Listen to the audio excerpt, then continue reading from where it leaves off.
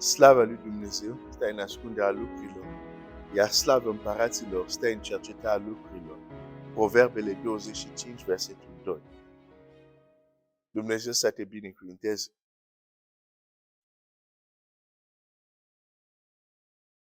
Săptămâna aceasta am văzut puțin, încercăm să înțelegem cum Dumnezeu vorbește. Care este modalitatea lui de a vorbi. Când nu înțelegem asta, suntem foarte confuzi. Ne dorim că Dumnezeu să ne vorbească. Doamne vorbește, Doamne vorbește. Ne rugăm. Și parcă Dumnezeu nu vorbește. Nu e vorba că Dumnezeu nu vorbește. Te uiți în Scriptură. Dumnezeu nu a avut niciodată ca poporul lui să fie în confuzie. Deci dacă eu încep să mă rog și Dumnezeu parcă nu-mi vorbește, trebuie să-mi pun întrebarea, ok, ce nu am înțeles? Ce îmi scap? Dar de multe ori nu ajungem acolo, din mai multe motive, și ne încăpățânăm în lucruri care nu funcționează. Am văzut că Dumnezeu vorbește la sursă.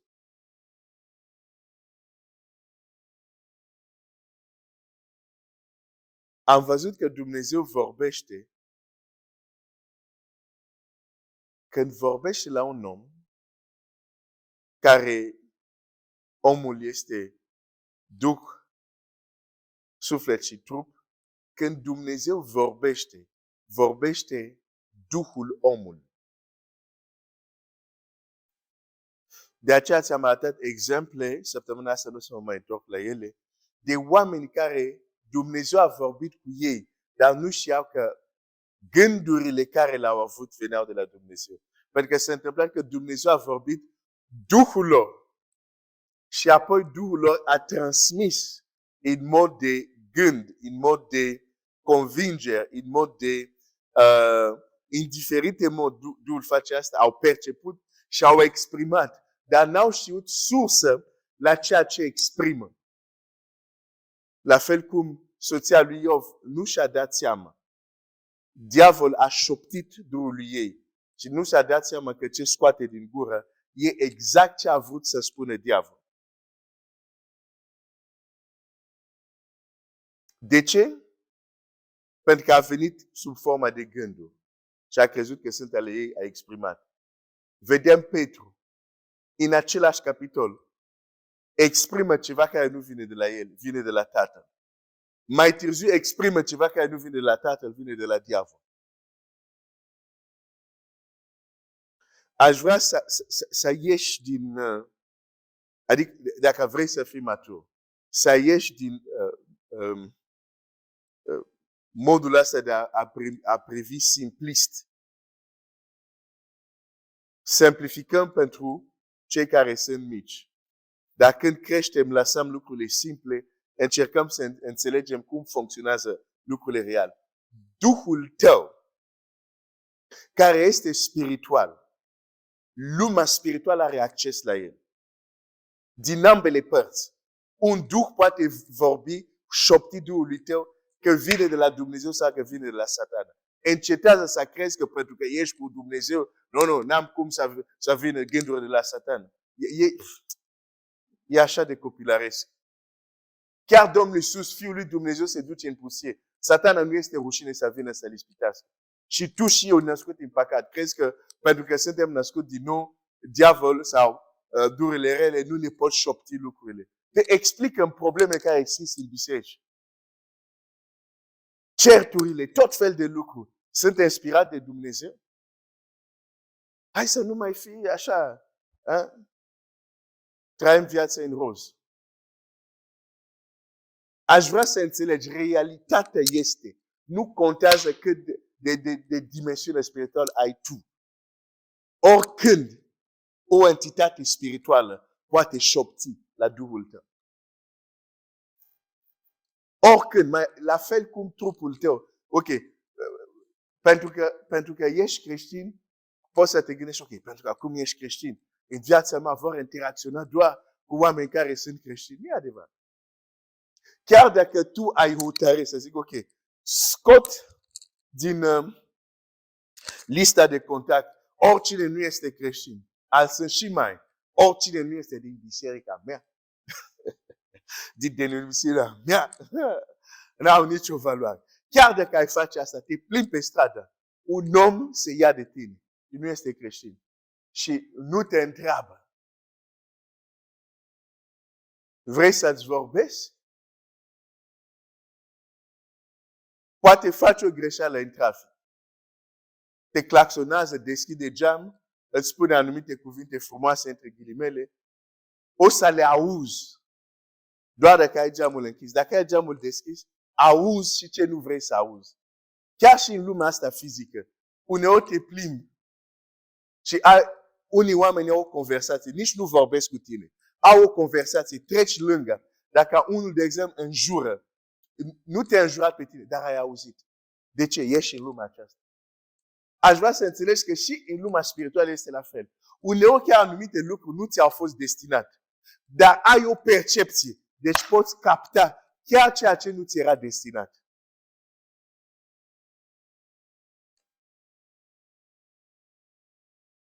De aceea Biblia spune, în Proverb 4:23, că e singurul vers care o să-l citesc. Azi știu că este sâmbătă, dar nu să-ți dau bonus. Unii zic, în sfârșit, ce sâmbătă, mesaj scurt.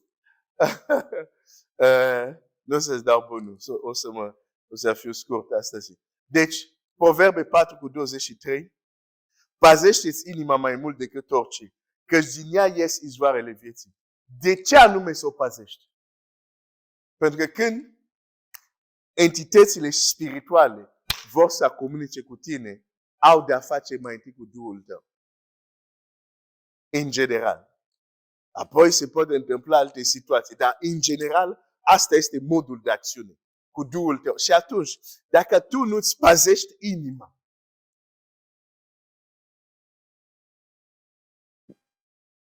dacă tot ce îți vine în inimă,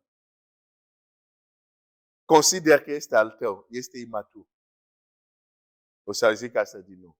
Dacă tot ce îți vine în inima, crezi că este al tău, este imatur. Unii dintre voi, de exemplu, care mă ascultat, vi s-a întâmplat, chiar în momentul în care v-ați rugat, va veni în gând blasfemie. Va veni în gând înjurături. Și dacă nu ești matur, te blochezi. Cum pot să am astfel de gânduri timp ce mă rog? Ce mare păcătos sunt. Nu erau gândurile tale, frate. Nu erau gândurile tale, sor.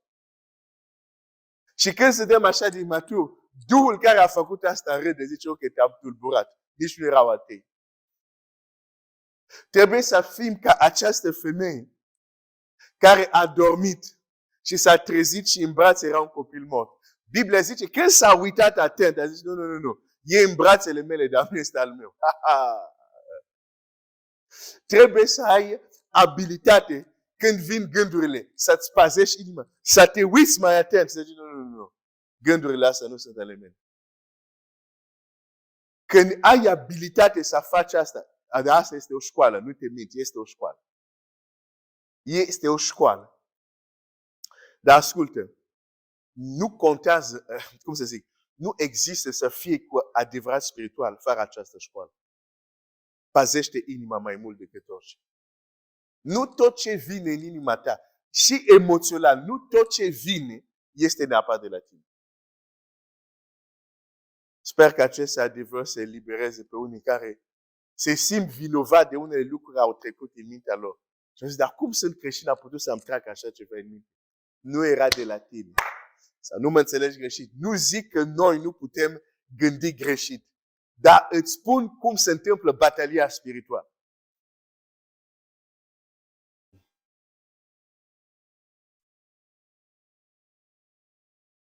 Păzește-ți inima. Pentru că dacă nu-ți păzești inima, dacă nu ești atent ce se petrece și dacă nu înveți să fii conștient de ce se întâmplă în Duhul tău, foarte greu vei înaintea cu adevărat spiritual. Pentru că viața spirituală nu constă să citim doar Scriptura.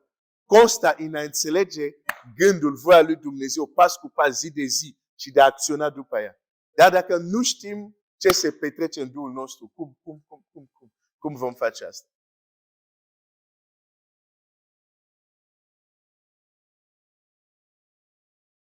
Nu tot ce vine în capul. Mi-amintesc un anul m-am întors la Domnul a avut milă de mine, m-am mântuit,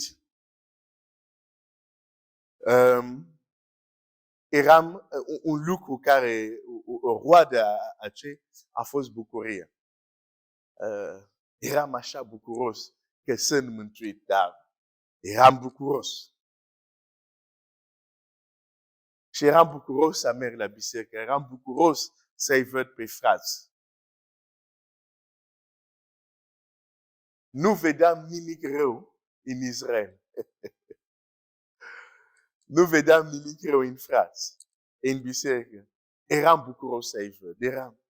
Și într-o duminică m-am dus la biserică și am început, dintr-o dată zici că a venit o descoperire mare. Am început să văd toate lucruri, bine, multe lucruri negative din biserică. Deci, am stat 15, 20, 30 de minute, aveam doar gânduri de critică. Ia uite-l și pe ăsta vine mai târziu, nu poate să vină mai devreme. Ia uite și pe ăsta, zice că cântă pentru Domnul, uite cum este îmbrăcat. Ia uite pe au început doar să vină astfel de gânduri. O duminică. Nu m-am putut bucura în duminica respectiv că numai astfel de gânduri am avut. Deci parcă toată lumea care cadea sub vizorul meu trebuia să găsesc ceva de spus. Și unul zice, pe ce vrei să spui? Asta e modul meu normal de funcționare, frate. Pe nu e normal. Vreau să ajung pe cineva. Dacă oricine care cade sub vizorul tău, totdeauna găsești ceva de spus, îți spun, nu este normal. Pe ce vrei să spui, frate? Trebuie să lăsăm totul să fie fără, să nu punem limite, discipline. Nu asta spun. Trebuie să fie rânduială. Dar când cineva totdeauna vede ceva ce nu funcționează, oricine cade sub atenția lui, este o problemă. De ce nu vezi și ce este bine?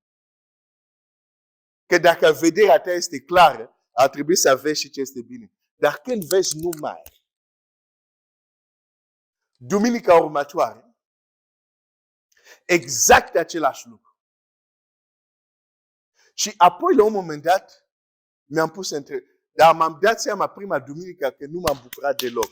Ceea ce era ciudat, pentru că de obicei mă bucuram. Totdeauna, abia așteptam duminică. Dar duminica asta m-am dus, nu eram bucuros deloc. S-a dus bucuria. A doua duminică la fel. Și atunci, a doua duminică, timp ce din nou veneau acest valuri de gânduri unde vedeam doar ceva să critic, să găsesc să critic pe frați. La un moment dat m-am oprit și am zis, dar stai un pic. Dar biserica să nu s-a schimbat. Că ăla întârzie, că ăla totdeauna a fost așa, dar nu te împiedica să te bucuri. Ce se întâmplă? Dintr-o dată vezi doar ce e negativ. Și apoi, nu, asta nu ești tu. Nu ești tu, nu e modul tău de a gândi. Am zis, stop. Știi ce s-a întâmplat? Era un duh, nu știu cum vrei să-l numești, de critică, de nu știu cum vrei să-l numești. Dar acel duh veniseră o duminică și începea să șoptească Duhului meu acele gânduri. Prima duminică nu m-am dat seama, bucuria s-a dus, da? Pe cum să te bucuri dacă pe unde întorci ochii vezi ceva de comentat, de criticat. A doua duminică când am realizat Că nu, asta nu sunt eu, nu e modul meu de a gândi, nu e modul meu de a fi. S-a prins lumina, am zis stop, am păzit inima. Mulțumesc lui Dumnezeu pentru această duminică. Pentru că putea să fie altfel. Și ce putea să fie? Putea să fie duminica respectiv, lăsam gândurile să vină. Cealaltă duminică să vină. Apoi, pentru că am acceptat prea mult timp gândurile acelui duh, cădeam sub influența lui. Și trăiam o viață creștină unde nu am nicio bucurie, dar găsesc totdeauna de criticat. Am remarcat, cei care critică totdeauna n-au bucurie. Știu că unii o să se supere, da? Îți spun adevărul. Când totdeauna vezi ceva de spus, critică. Dar frate, aici sunt și oameni care fac lucruri bune, dar de ce nu le vezi? Un astfel de om nu are bucurie. Duhul bucuriei se duce, pentru că Duhul bucuriei nu vrea să aibă a face cu așa ceva. Am vrut doar să-ți arăt practic. Să nu crezi că pentru... Și vezi, gândul, Duhul respectiv nu a venit când eram acasă. A venit când am venit la biserică. Aici! De aceea să nu fii uimit când unii uneori și zic, dar suntem în biserică, chiar la biserică, pe tocmai, acele duhuri chiar acolo sunt interesate. Duhul Domnului îl conduce pe Domnul în pustiu. Dumnezeu te conduce acolo, las că mă invit, nu m-a invitat, dar din moment ce Dumnezeu te-a chemat acolo, mă invit pe mine. Da? Și Satana s-a invitat pe el acolo. De aceea copiii lui Dumnezeu se duc într-un loc pentru a se închina, îți garantez, sunt unele duhuri neinvitate care se invită acolo. Trebuie să fii matur. Trebuie să fii matur. Și gândește-te acum, dacă aș începe să exprim la altul, pentru că a rămas doar la nivel gânduri, dacă aș fi început să exprim la altcineva vocal, care exact același duh l-a inspirat și pe el. Ne facem acum un grup de critic, validat, ștampilat cu alte în regulă spirituală. Și tot ce găsim este, fratele meu, sora mea, aș vrea să te ajut. O întâlnire de copii al lui Dumnezeu, unde vezi că totul se focalizează în a critica pe alții. De mult a plecat Dumnezeu de acolo. Pentru că așa ceva nu te zidește. Poate să fie dulce pentru urechea. Ce am mai făcut ala, ce am mai făcut ala. Poate să fie dulce pentru urechea. Dar spiritual nu te zidește cu nimic.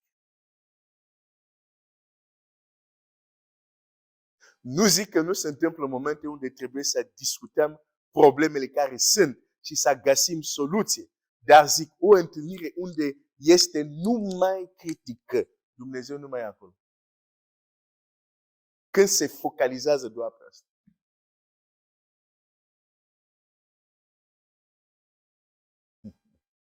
Chiar Scriptura zice, cine ești tu cel care judeci slujitorul celuilalt? Adică, dacă tot timpul tău pretești să judeci celălalt, când te judeci pe tine, și Scriptura zice, când ne judecăm singuri, nu suntem judecați. Când ne judecăm pe noi, dacă toată energia noastră o petrecem în a judeca pe alții, dacă asta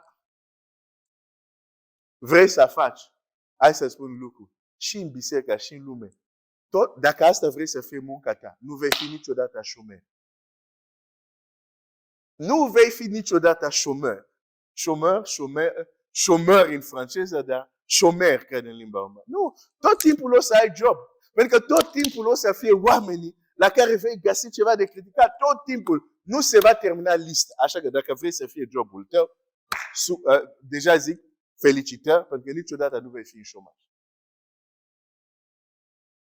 Încerc să ajut pe cineva. Nu zic că nu trebuie să judecăm ce e greșit sau ce este rău. Dar atrag atenția ta. Când focalizare, concentrare devine asta, e o problemă atunci. e o problemă. Pentru că nu mai vezi celelalte lucruri care ar trebui să le vezi. Când Satana, șarpele, a reușit ca concentrarea Evei să fie asupra fructul din pomul cunoaștere bine și răului, ea n-a mai văzut celelalte fructe. A zis, nu, ăsta e frumos, ăsta e bun pentru a deschide mintea cuiva, să-i dea cunoaștere și așa. N-a mai văzut celălalt. Poate dacă se uita atent la ananas, aș fi zis, uite, fructul ăsta, uite, când îl deschizi, e galben, uite, și ăsta e plăcut, frumos, să-mi deschidă papile gustative. Nu, dar nu se mai uita la ananas. Doar ăla. Deși era multe fructe în grădină. Oare Dumnezeu a zis să nu mâncați niciunul? Și cel rău a făcut să se concentreze. Nu că nu exista pomul. Să nu mă înțelegi greșit. Nu că nu există oameni care fac lucruri greșit, lucruri care merită corectat, despre care nu că nu sunt. Sunt. Dar problema este când atenția ta se concentrează asupra. Deci exista acel pom, nu că nu era. Dar problema Evei este când șarpele a reușit ca ea să se concentreze asupra acestui pom, când era și ceilalți. Că erau foarte buni de mâncat. Unele le avem și astăzi, altele nu mai există. Ok. O să închei. Ce vreau să-ți spun este că nu înțelegem pazește inima. Că nu înțelegem Dumnezeu vorbește Duhului nostru. Și nu înțelegem că în mod natural noi nu am fost învățați să fim atenți la ce se petrece în Duhul nostru. În mod natural am fost crescut și condiționat. Și astăzi, mai mult decât în oricare altă generație, să fim focalizați pe exterior. Pe exterior. Atâta timp cât atenția ta e pe exterior. Zici, Doamne, vorbește. Dumnezeu a vorbit Duhului tău. Dar pentru că nu ai nicio legătură cu El, nici nu știi că Dumnezeu ți-a răspuns. Ce este de făcut? Învață să intri în tine. Învață să fii atent la inima ta. Învață să fii atent la ce se petrece în tine. Învață să supraveghezi gândurile tale. Învață să meditezi, să cugeti. Pentru că a cugeta te ajută de a pătrunde și a explora lumea interioară. De aceea nu există un om, de exemplu, proroci erau oameni care se redeceau, cugetau, meditau. Nu puteai să fii proroc și nu știai să auzi glasul Domnului când vorbești Duhului tău. Care a fost diferența între Ilie și văduvă din Sarepta? Amândoi Dumnezeu l-a vorbit, dar Ilie era profet. Deci era foarte conștient de ce a zis exact Dumnezeu Duhului său.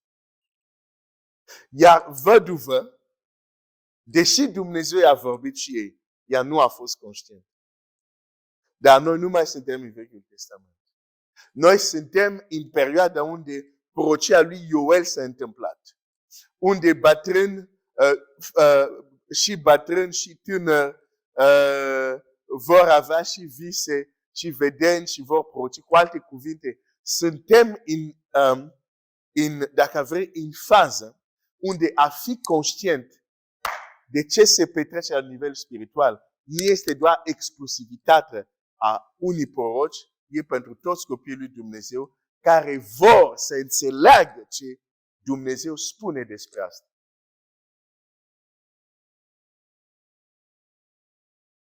Doamne, vorbește-mi. Ok. Oare conștiința ta, atenția ta știe să se uite unde vorbește El? Că foarte rar o să-ți vorbească audibil cu urechea asta, să auzi.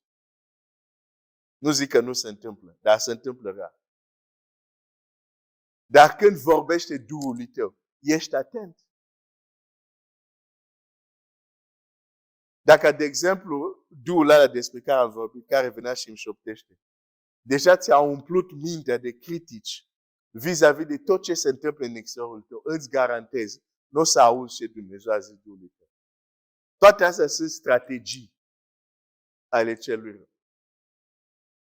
Dar îți garantez, Dumnezeu vorbește. Când știi să te duci la locul unde trebuie, Dumnezeu îți vorbește. Mi se pare că Dumnezeu vorbește greu pentru că nu suntem la locul unde să-L auzim clar. Așa că te încurajez, dezvoltă viața ta de rugăciune, nu unde doar spui lui Dumnezeu ce vrei sau ajutor care l-ai, dar și această dimensiune a rugăciunii unde înveți să te izolezi, unde înveți să meditezi, unde înveți să cugeti, unde înveți, să zic mai simplu, să te deconectezi cu tot ce înseamnă lumea exterioară.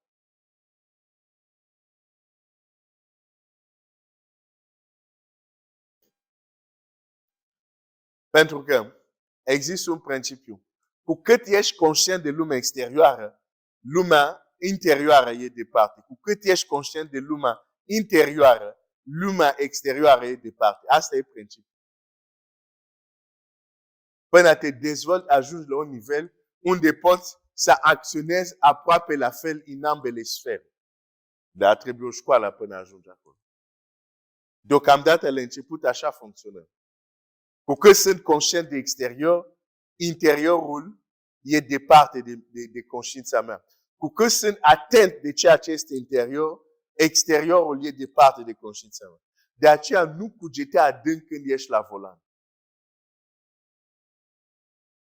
S-ar putea să te duci prea repede, în invizibil.